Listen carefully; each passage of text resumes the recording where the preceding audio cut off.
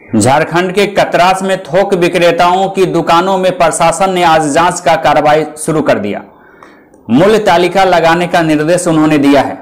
बताया जा रहा है कि कोरोना संक्रमण के बढ़ते खौफ के बीच लॉकडाउन के हालात को बताकर कुछ थोक विक्रेताओं के द्वारा ऊंची कीमतों पर सामानों को बेचने का सिलसिला शुरू हो गया है। कालाबाजारी की आड़ में बहुमुनाफे का खेल खेला जा रहा है और इस बात की शिकायत जब प्रशासनिक अधिकारियों को मिली है तो कई इलाकों से हरकत में प्रशासन के अधिकारी आते दिखने शुरू हो गए हैं। लिहाजा झारखंड में आज प्रशासन के अधिकारियों ने कार्रवाई का अभियान शुरू कर दिया। बाघमारा में बीडीओ सुनील प्रजापति और सीओ कमल किशोर के नेतृत्व में आज अलग अलग प्रशासनिक टीम कतरास में खाद्यान्न और आलू प्याज के थोक विक्रेताओं के खिलाफ आज कार्रवाई शुरू कर दी।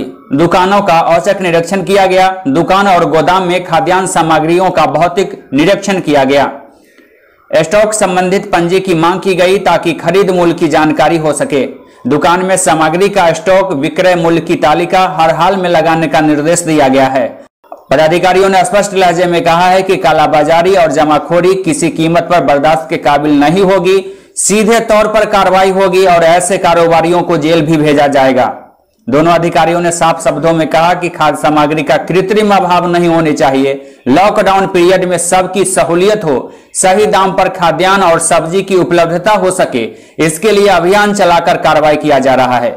शिव भंडार, केडिया स्टोर सहित अन्य दुकानों में जांच का अभियान चलाया गया। बीडीओ सुनील प्रजापति के साथ ही कतरास थानेदार रास बिहारी लाल एवं अन्य पुलिस पदाधिकारी इस दौरान मौजूद थे। सीओ के साथ राम कनाली ओपी के प्रभारी जी गुड़िया शामिल थी। मार्केट में हम लोग ये देखने के लिए आए हैं कि मार्केट में कहीं अधिक रेट में लोगों को सामग्री तो नहीं बिक्री की जा रही है। आलू, प्याज, सरसों तेल, दाल, चना दाल, मसूर दाल, विभिन्न प्रकार की दालें, चावल, आटे इत्यादि का रेट लोगों को जिस दर पर पूर्व से मिल रहा था उसी सामान्य दरों पर मिलता रहे। लोगों को कृत्रिम अभाव दिखा करके ऊंची दरों पर न बेचा जाए, इस चीज़ के लिए इस लॉकडाउन को एक आड़े लेकर के और लोगों को ऐसा करने की जो किया करते हैं उन पे अंकुश लगे, ये हम लोग का आज का उद्देश्य यही है। जांच के दौरान क्या कुछ पाया? फिलहाल ऐसा कुछ नहीं पाया गया।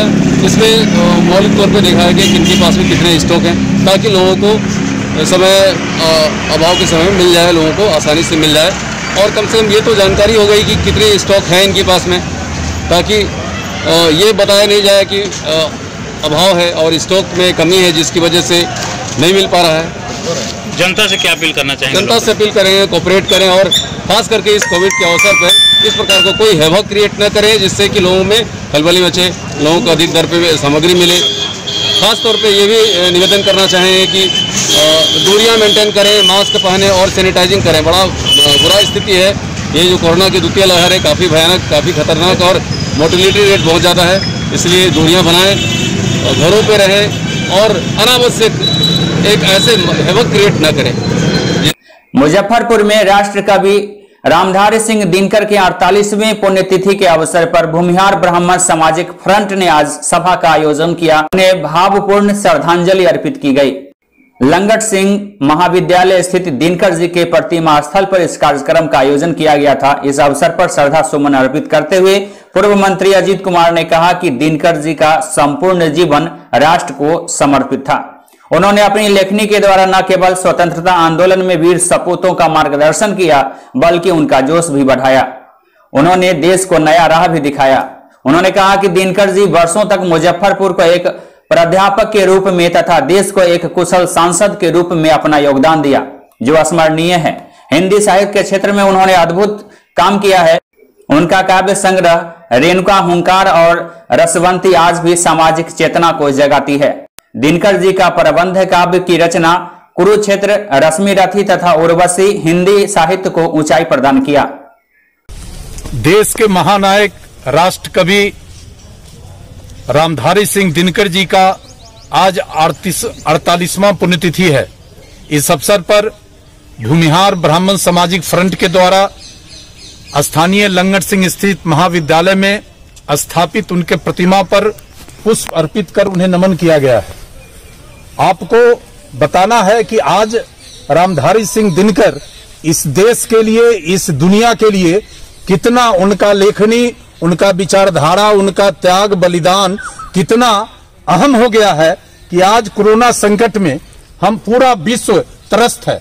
ऐसे में महान स्वतंत्रता सेनानी, हिंदी साहित्य के जादूगर, कवि श्रेष्ठ और पूरे जीवन देश के लिए, दुनिया के लिए संघर्ष करने वाले हमारे राष्ट्र कवि हम सब के लिए आदर्श हैं।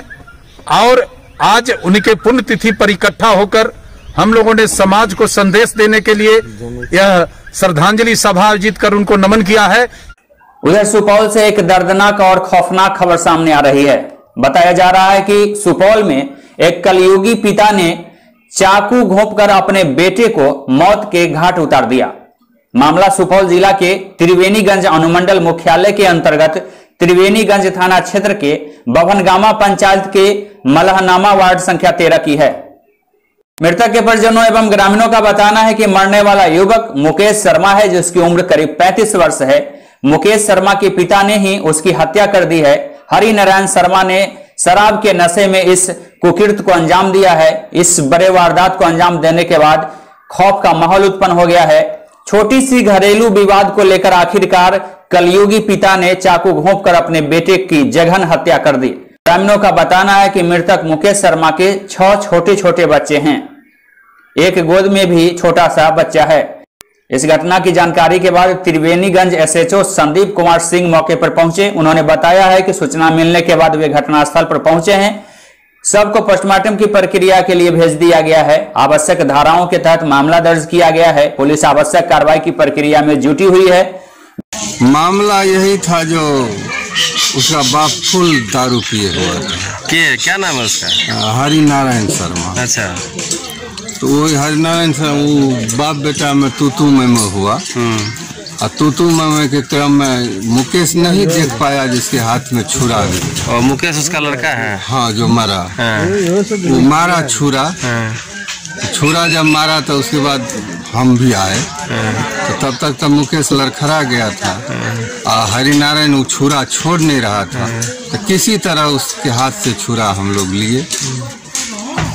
उसके बाद वहाँ से हरिनारायण मुकेश को जो है सो बाजार भेजे गाड़ी से। तो हॉस्पिटल जाते जाते हॉस्पिटल में दम तोड़ गया। ये है वार्ड नंबर 13 का। कौन पंचायत है? बभनगामा पंचायत है। Ward number 13 मलहनमा। पिता के द्वारा पुत्र की हत्या हुई है। कैसे मारा गया? चाकू से। लड़का कितना उम्र होगा? लगभग 30-32। बाल बच्चा भी है? एक बेटा है, 6 बेटी है। बाप बेटा का थोड़ा अपना आपस में झगड़ा हुआ। दारू पीता था बाप, झगड़ा में चाकू निकाल के बेटा को मार दिया। उधर मुजफ्फरपुर के मरवन में आज नेशनल हाईवे स्थित सेंट्रल बैंक ऑफ इंडिया की मरवन शाखा में दोपहर में भीषण अग्नि हादसा हुई। घटना के कारणों का स्पष्ट पता नहीं चल सका है। बैंक के अंदर रखे सारे सामान इस हादसे में जलकर राख हो गए हैं। बैंक में लगभग करीब 25 से 30 लाख रुपए की संपत्तियों के नुकसान होने से संबंधित खबर सामने आ रही है। बताया जा रहा है कि इस हादसे में फर्नीचर इत्यादि को भी नुकसान पहुंचा है। शनिवार को बैंक में छुट्टी थी और शाखा कार्यालय में अग्नि हादसे की खबर जैसे ही लोगों को मिली, लोगों की भीड़ जुटनी शुरू हो गई। हालांकि तब तक काफी देर हो चुकी थी और आग ने विकराल रूप धारण कर लिया था। दमकल की गाड़ियां भी मौके पर पहुंची। घंटों मशक्कत के बाद आखिरकार आग पर काबू पाया जा सका।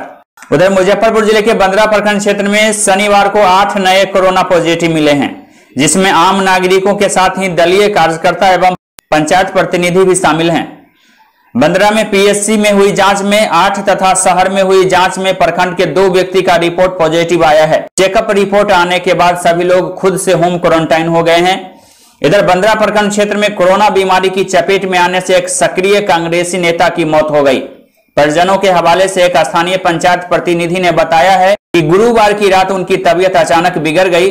तत्काल ही उन्हें इलाज के लिए शहर के SKMCH ले जाया गया, जहां उन्हें सांस लेने में ज्यादा परेशानी थी, ऑक्सीजन की जरूरत थी, लेकिन बेड की कमी होने की बात कहकर यहां चिकित्सा कर्मियों ने उन्हें एडमिट नहीं किया। अगले दिन सुबह में उन्हें समस्तीपुर सदर अस्पताल ले जाया गया, जहां उनकी दोपहर में मौत हो गई।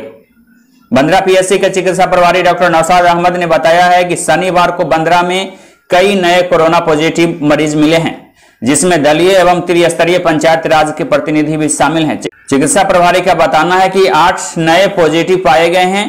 कुल 120 लोगों को आज कोरोना वैक्सीन लगाए गए हैं। उन्होंने बताया कि पिछले दिनों वे भी खुद पॉजिटिव हो गए थे, अब वे स्वस्थ हैं।